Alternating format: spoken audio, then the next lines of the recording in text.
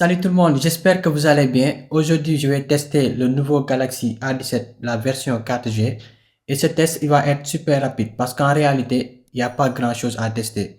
Ce A17, il est trompeur puisque c'est clairement un Galaxy A16 avec un nouveau design et l'ajout de la stabilisation en vidéo.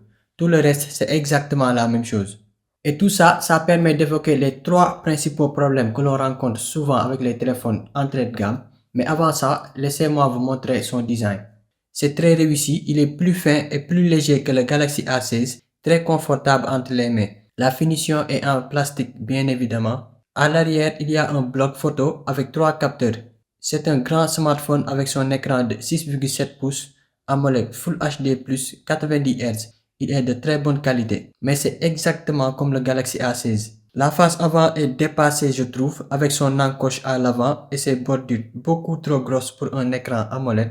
Ce téléphone a aussi un très bon haut-parleur sur le bas et il n'y a plus de prise casque. Et aussi dans la boîte, il n'y a que le téléphone et le câble USB. Je pense que vous n'aurez plus de bonnes nouvelles pour le reste de la vidéo. Les trois principaux problèmes dont j'avais parlé, ce sont les performances, les caméras et le logiciel système. Côté performance, depuis le A15, on a toujours le même processeur, c'est le MediaTek G99. 3 ans avec le même processeur, trop c'est trop. On le connaît très bien, on le trouve dans plein de smartphones entrée et milieu de gamme. Ça peut faire tourner toutes les tâches du quotidien sans problème, mais ça commence à être limite pour 2026. Des fois, on a de petits ralentissements lors des animations, mais c'est très rare. Vous ne pourrez pas le voir à travers cette vidéo, mais il faudra que la puissance augmente pour supporter le logiciel de Samsung. Surtout que ça promet 6 ans de mise à jour Android, je ne pense pas que ce téléphone puisse prendre une mise à jour de 2031. Le deuxième problème, ça concerne les caméras. Là aussi, c'est exactement la même configuration que le Galaxy A16. Une caméra principale de 50 mégapixels, un ultra grand angle de 5 mégapixels et un capteur macro de 2 mégapixels. À l'avant, c'est du 13 mégapixels. Sérieusement, qu'est-ce que les gens vont faire avec des capteurs de 5 et 2 mégapixels en 2026? Depuis le A13, ça n'évolue plus en photo. La qualité globale reste quasiment la même chose. Ok, bienvenue au pays des champions d'Afrique en titre. On a des photos sympas en plein jour, elles sont bien exposées et les couleurs sont bonnes. Rien de nouveau par rapport au A16. Pour les photos en basse luminosité, s'il y a une source lumineuse, il peut s'en sortir. En vidéo, il y a l'ajout de la stabilisation et ça marche très bien, mais la qualité globale n'a pas évolué. C'est trop moyen et ça manque de détails. Il y a un boost artificiel de la netteté qui dénature les vidéos. Le troisième problème, c'est le logiciel système. La mise à jour Android 16 est déjà disponible et One UI 8 on connaît, c'est excellent. Mais par rapport à la concurrence, ce A17 manque beaucoup de fonctionnalités.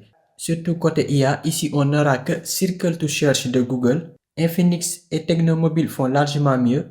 Sur le Hot 60i qui est largement moins cher, on peut résumer des textes, les reformuler, corriger les fautes, générer des images, faire de la transcription audio.